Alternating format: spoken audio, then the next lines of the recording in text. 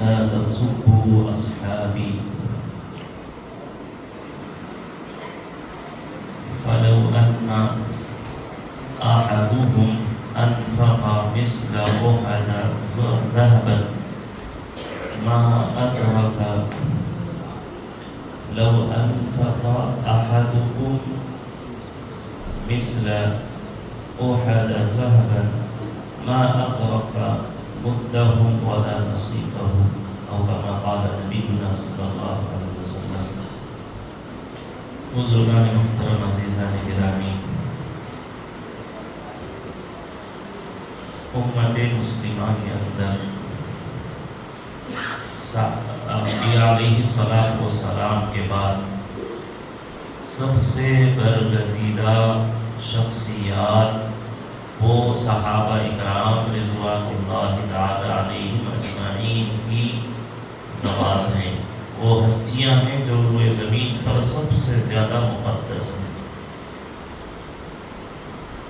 اولیاء کے امام ہیں، انبیاء کے بعد سب سے زیادہ مقدس، قابل احترام، علم و تقوی کے اعتبار سے وہ صحابہ اکرام رضوان اللہ تعالی علیہم اجمعین کی ہستیاں ہیں۔ اس وجہ سے ان کے ساتھ سب سے زیادہ احترام کا معاملہ ہونا چاہیے۔ خدا نخواستہ اگر صحابہ کے سلسلے میں کسی طرح سے بدگمانی ہو جائے تو پھر سارے دین کا یا دین کے اہم احکام کا دار و مدار اور اس کی بنیاد کمزور پڑ جاتی ہے۔ پوری امت کے لیے حضور علیہ السلام اور امت کے درمیان میں صحابہ اکرام یہ واسطہ ہے۔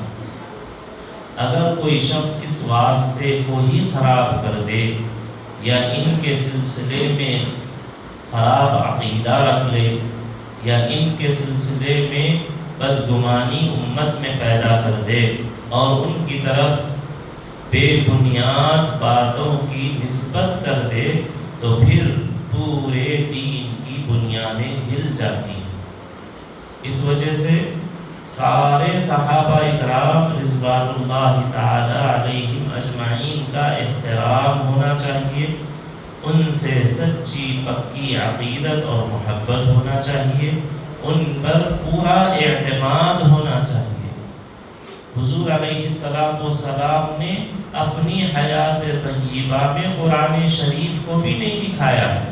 قرآن شریف بھی مرتب کرنے والے صحابہ ہیں، احادیث ہم تک پہنچانے والے صحابہ ہیں، جو قرآن اور حدیث میں عمل آیا ہے اس عمل کو عملی شکل میں پیش کرنے اور بیان کرنے والے بھی صحابہ اکرام رضوان اللہ تعالی علیہم اجمعین ہیں۔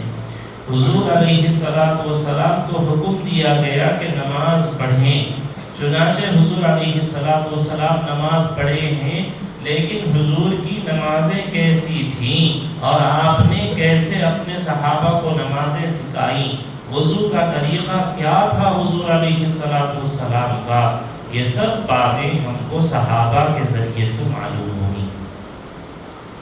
اگر کوئی خدا نخواستہ صحابہ کے سلسلے میں ایسا خیال رکھے کہ صحابہ نے کچھ جھوٹ بول دیا ہے تو پھر اس کے دین کی بنیادیں ہل جاتی ہیں، اپنا قرآن پر اعتماد باقی رہتا ہے اور نہ ہی احادیث کے سلسلے میں اطمینان ہوتا ہے، پھر شک و شبہ بہت دور تک چلے جاتا ہے۔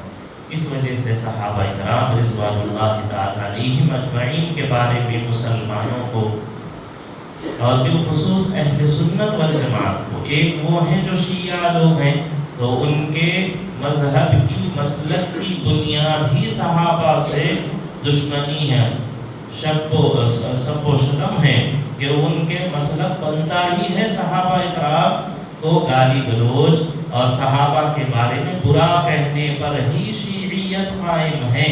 لیکن اہل سنت والجماعت صحابہ اکرام رضوان اللہ تعالی علیہم اجمعین کے بارے میں جو قرآن شریف نے کہا ہے رضی اللہ عنہم ورضوا عنہ، جگہ جگہ پر صحابہ کا تذکرہ آیا تو اللہ تبارک و تعالیٰ نے کہا کہ وہ مجھ سے راضی تھے، میں ان سے راضی ہوں۔ ان کے لیے اللہ تعالیٰ نے گواہی اور شہادت دیتی ہے، لہم جنات تجری تحتها الانہار خالدین فیہا ابدا۔ اس طرح کے باتیں اللہ تعالیٰ نے ایک نہیں کئی جگہ پر اللہ نے صحابہ کا تذکرہ کیا تو ان کے بارے میں یہ کہا کہ میں ان سے خوش اور یہ مجھ سے خوش، اور ان سب کے لیے اللہ تبارک و تعالیٰ نے جنت کے وعدے کیے ہیں۔ حتیٰ کہ وہ صحابہ جو صلح حدیبیہ کے بعد اسلام قبول کیے ہیں، کچھ صحابہ وہ ہیں جنہوں نے ابتدا کے اندر اسلام قبول کیا، تو یقیناً ان صحابہ کی قربانیاں بڑی ہیں اور یقیناً ان کو اجر و ثواب زیادہ ملا ہے اور یقیناً ان کی فضیلت زیادہ ہے۔ جیسے رسولوں کے درمیان میں فرق ہے، ایک رسول کا مقام دوسرے رسول کے برابر نہیں ہوتا، رسول میں فرق ہوتا ہے۔ تِلْكَ الرُّسُلُ فَضَّلْنَا بَعْضَهُمْ عَلَى بَعْضٍ، اللہ تعالیٰ خود کہہ رہے ہیں کہ رسولوں کے درمیان میں ہم نے فرق رکھا ہے، تو جب رسولوں کے درمیان میں فرق ہے تو یقیناً صحابہ اکرام رضوان اللہ تعالی علیہم کے درمیان میں بھی فرق مراتب ہیں۔ وہ صحابہ جو سابقین اولین تھے ان کا مقام بڑا ہے، وہ صحابہ جو بدری تھے ان کا مقام بڑا ہے، وہ صحابہ جو احد اور خندق میں حنین میں شریک تھے، بیعت رضوان کے موقع پر شریک تھے، وہ صحابہ جو شعب ابی طالب کے اندر اپنے آپ کو قید رکھا، حضور علیہ السلام کے ساتھ آنے والی مشقت کو برداشت کیا، یقیناً ان کا مقام و مرتبہ زیادہ اہم ہے۔ لیکن اس کا یہ مطلب نہیں ہوتا کہ فرق مراتب کی وجہ سے کوئی ایسے نہیں ہو جاتے ان میں سے کہ جو بالکل ہی ناقابل اعتماد ہوں۔ صحابہ میں ایسے کوئی نہیں ہے۔ اللہ تبارک و تعالیٰ نے اللہ کے رسول صلی اللہ علیہ وسلم نے ان کے فضائل بیان کیے۔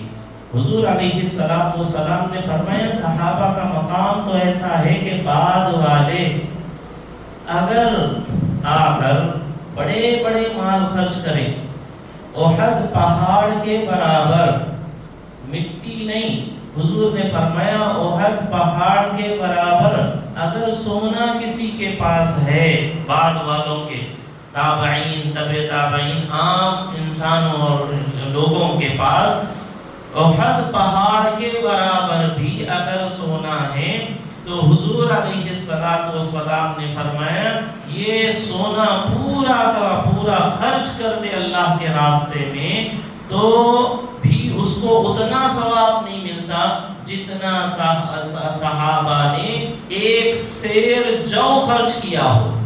حضور علیہ السلام کے زمانے میں وہ دین کے ابتدا میں حضور کی آواز پر لبیک کہہ کر، اور اس وقت میں کچھ نہیں تھا ان کے پاس، ایک سیر جو تھا اور وہ خرچ کیے تھے اللہ کے راستے میں صحابی کوئی، تو حضور کہہ رہے ہیں صحابہ کا مقام ایسا ہے کہ بعد والے سونا بھی خرچ کریں تو صحابہ کے جو کے برابر بھی نہیں ہو سکتے، آدھے سیر کے برابر بھی ان کا مقام نہیں ہو سکتا۔ صحابہ کا مقام بہت بڑا ہے۔ صحابی کس کو کہتے ہیں؟ صحابی ان تمام لوگوں کو کہتے ہیں جو ایمان کی حالت میں حضور علیہ السلام کا دیدار کیے ہوں، آپ کی صحبت اور آپ کی ملاقات ہوئی ہو اور ایمان کی حالت ہی میں دنیا سے ان کو رخصت ہوئے ہوں، تو ایسے سارے لوگوں کو صحابی کہا جاتا ہے۔ اور ان کا مقام نبیوں کے بعد سب سے مقدس ہستیاں، اولیاء اللہ، بزرگان دین، قطب ابدال، ان سب سے بڑا صحابہ اکرام رضوان اللہ تعالی علیہم اجمعین کا مقام ہوتا ہے۔ کتنی قربانیاں دی، پوری تاریخ بھری ہوئی ہے قربانیوں سے۔ حضرت سیدنا ابو بکر صدیق رضی اللہ تعالیٰ پہلا خطبہ اسلام قبول کر کے مسجد حرام میں جا کر انہوں نے خطبہ دیا، اتنا پیٹا گیا، اتنا مارا گیا کہ ان کے جان کے چلے جانے کی، روح کے باقی رہنے کی امید ہی نہیں تھی۔ سب یہ سمجھ رہے تھے کہ بس کام پورا ہو گیا، انتقال ہو گیا۔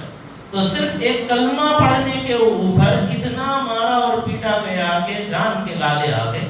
حضرت بلال حبشی رضی اللہ تعالیٰ عنہ کو کوڑوں سے مارا گیا۔ حضرت خباب اور حضرت انس اور حضرت عمار، ایک تاریخ بھری پڑی ہوئی ہے صحابہ کی، جو ابتدا میں اسلام قبول کیے ہیں اور اس کی وجہ سے ایسے ظلم و زیادتی کے پہاڑ توڑے گئے کہ انسان سن کر بھی اس کو تحمل اور برداشت نہیں کر سکتا۔ وہ صحابہ اکرام رضوان اللہ تعالیٰ علیہم اجمعین ان سب کو برداشت کرتے رہے۔ موقع آیا تو انہوں نے کہا کہ اللہ کے رسول صلی اللہ علیہ وسلم آپ حکم دیں، ہم اپنے جانوں کو، اپنی اولاد کی جانوں کو آپ کی حفاظت کے لیے نثار کرنے کے لیے تیار ہیں۔ خواتین چار چار اپنے لخت جگر اور اپنے بچوں کو شہید کرا کر خوش ہو رہی ہیں کہ اللہ کے رسول صلی اللہ علیہ وسلم آپ کی حفاظت، دین کی اشاعت کے لیے ہمارے بچے قربان ہوتے ہیں۔ زید بن دسنا کو ابو سفیان ابھی جب وہ ایمان نہیں لائے تھے، انہوں نے ایک مرتبہ سولی دیتے وقت کہا کہ زید تم کو ہم معاف کر دیں گے اور تمہارے بدلے میں حضرت محمد صلی اللہ علیہ وسلم کو سولی دے دیں گے، آپ اگر بس اس بات پر راضی ہو جاؤ ہم آپ کو چھوڑ دیں گے۔ تو حضرت زید نے کہا کہ یہ بات کہہ رہے ہو، مجھے تو اتنا بھی گوارا نہیں ہے کہ میری سولی معاف کر کر حضرت محمد صلی اللہ علیہ وسلم کے قدم مبارک کے اندر کانٹا بھی چبھایا جائے، مجھے یہ گوارا نہیں۔ اتنا بے پناہ حضور علیہ السلام سے محبت اور اتنے ایمان میں پختگی اور اتنا ایمان کو آگے بڑھانے کی ان کی فکریں اور محنتیں تھیں، تو ان کے بارے میں شک و شبہ کیسے کیا جا سکتا ہے؟ فتح مکہ کے موقع پر حضرت عروہ بن مسعود ثقفی اسلام قبول نہیں کیے تھے، یہ صلح کی بات چیت کرنے کے لیے حدیبیہ کے موقع پر آئے حضرت عروہ۔ تو انہوں نے جو باتیں اس وقت میں کی ان میں سے ایک بات یہ تھی کہ میں بہت سارے ملکوں کا سفیر رہا، بڑے بڑے بادشاہوں کے دربار میں میں گیا ہوں، ایران، روم، حبشہ اور وہاں کے بادشاہوں اور ان کے سلطنتوں کو دیکھنے اور وہاں کے سفارت کے کام اور امور کو انجام دینے کی نوبت مجھے بار بار آئی ہے، لیکن میں نے جیسا تعلق صحابہ کا حضور علیہ السلام سے دیکھا، والہانہ تعلق، محبتانہ تعلق، جانثارانہ تعلق جو صحابہ کا حضور علیہ السلام سے تھا، وہ نہ تو روم کے باشندوں کو اپنے بادشاہ سے تھی وہ محبت، نہ ایران کے باشندوں کو اپنے حکمرانوں سے تھی، نہ تو حبشہ کے لوگوں کو اپنے ملک سے اتنی محبت تھی جتنی محبت اور جو جانثاری صحابہ کو حضور علیہ السلام سے تھی۔ انہوں نے کہا میں دیکھ کر حیرت میں رہ گیا کہ آپ بات کر رہے ہیں تو سارے صحابہ ایسے خاموش ہو گئے جیسے ان کے منہ میں زبان ہی نہیں ہے، اور جب آپ حکم دیتے ہیں تو آپ کے حکم کو بجا لانے کے لیے سب ایسے دوڑتے ہیں جیسا کہ خاص ان کو ہی حکم دیا گیا۔ آپ وضو کر رہے ہیں تو آپ کے وضو کا پانی زمین پر گرنے نہیں دیتے، سب قد لے جا کر وہ پانی لے کر اپنے جسم پر مل لیتے ہیں۔ یہ جانثاری کا معاملہ صحابہ کا حضرت عروہ جو کفر اور شرک کی حالت میں اس وقت میں بیان کر رہے ہیں، صحابہ اتنا آپ پر جانثار کرتے تھے۔ تو میرے بھائیوں، اس جانثاری کی وجہ سے ہمیں یہ حکم دیا گیا کہ صحابہ کے سلسلے میں عقیدت کا، محبت کا، احترام کا تعلق ہونا چاہیے۔ ان کے ہم پر سینکڑوں احسانات ہیں، اس وجہ سے ان کا ذکر ہو تو محبت سے ذکر ہو۔ ہمارے عقیدوں کے کتاب میں ابو جعفر وراق طحاوی رحمۃ اللہ علیہ نے لکھا ہے کہ صحابہ اکرام رضوان اللہ تعالی علیہم اجمعین سے محبت کرنا یہی دین دین ہے، ایمان ہے، احسان ہے۔ حبهم دین و ایمان و احسان و بغضهم کفر و نفاق و طغیان۔ اگر کوئی صحابہ سے کسی طرح سے بغض رکھ رہا ہے، صحابہ میں سے کسی صحابی پر لعن طعن کہتا ہے اور بری زبان نکالتا ہے، تو پھر ایسا شخص کفر کر رہا ہے، سرکشی کر رہا ہے، منافق ہے۔ اور ابن حجر علیہ الرحمہ نے یا امام رازی امام زرعہ ابو زرعہ رحمۃ اللہ علیہ نے لکھا ہے کہ جو صحابہ کی شان میں ادنا گستاخی کرے وہ زندیق ہے، اس کی بات بھی قابل التفات نہیں، وہ اس کا علم اور اس کی بات اور اس کا کلام معتبر نہیں ہے جو صحابہ کے سلسلے میں بد کلامی کرے۔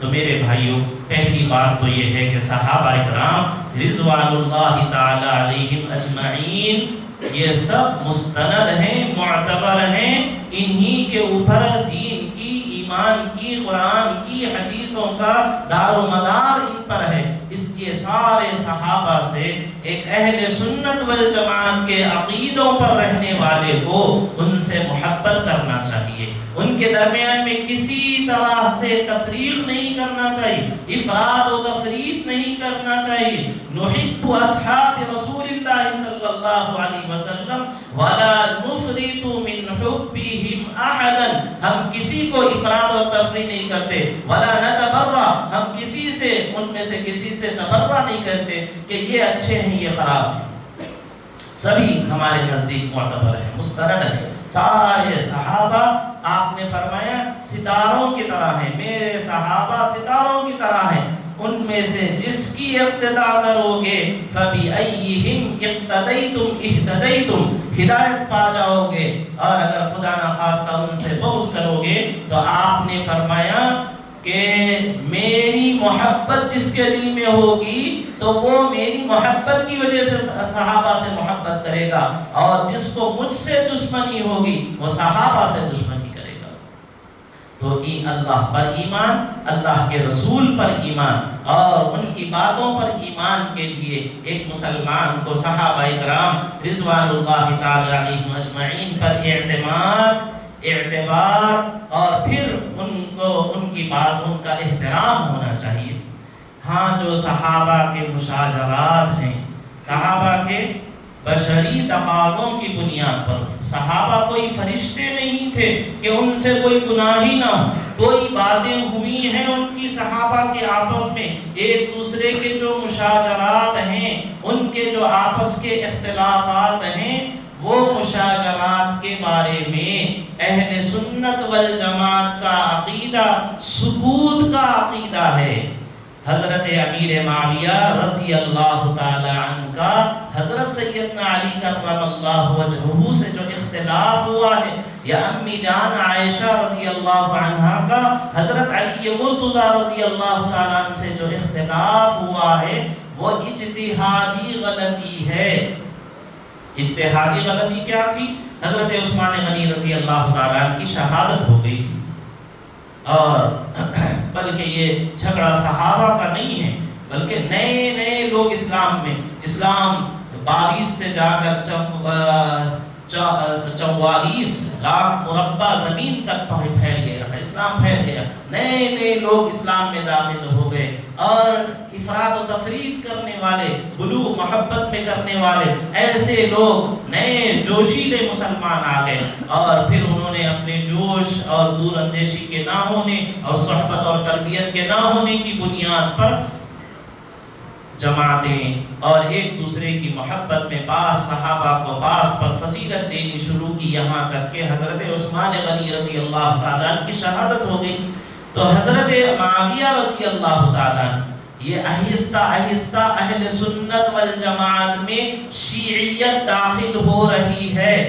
جو اہل سنت والجماعت ہیں وہ اہل سنت سے نکل کر شیعہ عقیدوں کی طرف جا رہے ہیں۔ سارے اہل سنت والجماعت تک میری یہ بات آپ پہنچائیے کہ کہیں ایسا نہ ہو کہ آپ محبت میں شیعیت کی طرف نہ چلے جائیں. وہ شیعہ ہیں جو فرق کرتے ہیں حضرت امیر معاویہ اور حضرت علی رضی اللہ تعالیٰ عنہ. شیعہ ہیں جو حضرت امیر معاویہ کو برا کہتے ہیں. شیعہ ہیں جو حضرت عائشہ رضی اللہ عنہا پر بہتان لگاتے ہیں. شیعہ ہیں وہ لوگ جو حضرت ابو بکر اور عمر پر انگلی اٹھاتے ہیں. اہل سنت والجماعت ایسا کام نہیں کرتے. لیکن حضرت علی رضی اللہ تعالیٰ عنہ کی محبت میں یقیناً حضرت علی رضی اللہ تعالیٰ عنہ کا مقام بہت اونچا ہے. ان کے مقابلے میں حضرت امیر معاویہ رضی اللہ عنہ وہ مقام کے نہیں ہے. لیکن اس کے باوجود سیدنا امیر معاویہ رضی اللہ تعالیٰ عنہ کو کسی طرح سے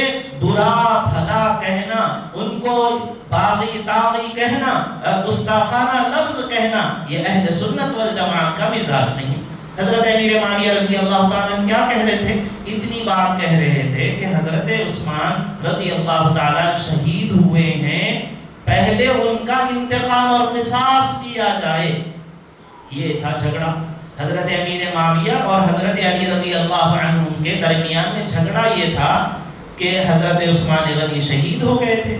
امیر معاویہ رضی اللہ تعالیٰ کہہ رہے تھے کہ ان کی شہادت کا قصاص پہلے لیا جائے. حضرت علی کرم اللہ وجہہ کہہ رہے تھے کہ نہیں بھائی، پہلے خلافت بن جائے، میرے ہاتھ پر سارے لوگ بیعت ہو جائیں اور حکومت بن جائے تو پھر حکومت بننے کے بعد حکومت قصاص لے سکتی ہے. ایسا فرد قصاص کیسے لے سکتا ہے؟